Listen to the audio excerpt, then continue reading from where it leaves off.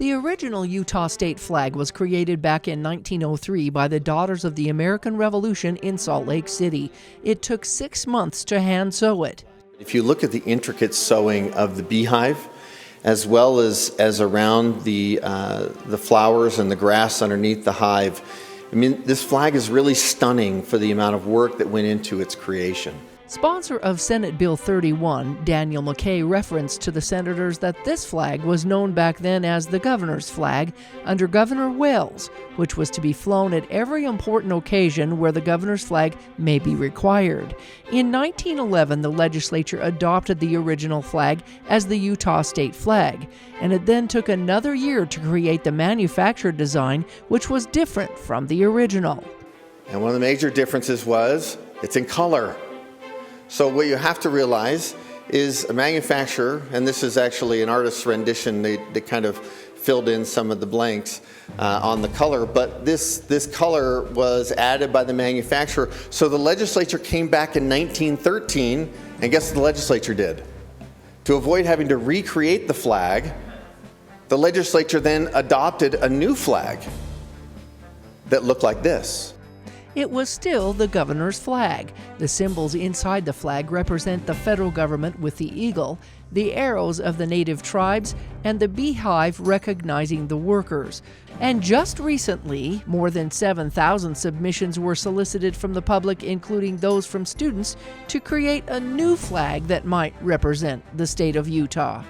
What the public loved was, and became obvious to us, is they loved mountains, incorporating some sort of relationship to also calling out southern Utah, and also the key, the prime piece in the middle, the beehive. The final flag was chosen for both color and symbolism that it represents. The blue represents the blue sky and the blue of the American flag.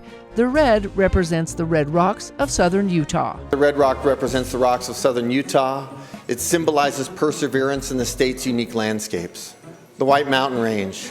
The rugged white band represents our state mountain landscapes, peace, the peaks of which represent our historic indigenous people. Representing our 5 peaks as part of our 5 historic native tribes, the Navajo, Shoshone, Goshute, Paiute, and Ute tribes.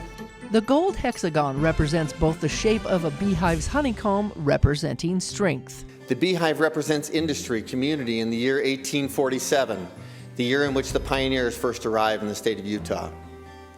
And so shifting to the 5-pointed star that you see here represents, like the 2 dates, we now have 1847 represented in the beehive. We now have the star represented in here to represent 1896, and we have our 5 mountain peaks suggestive of our native, indigenous, and historic people. And if you'll watch this next piece, you'll see how it translates into our existing flag.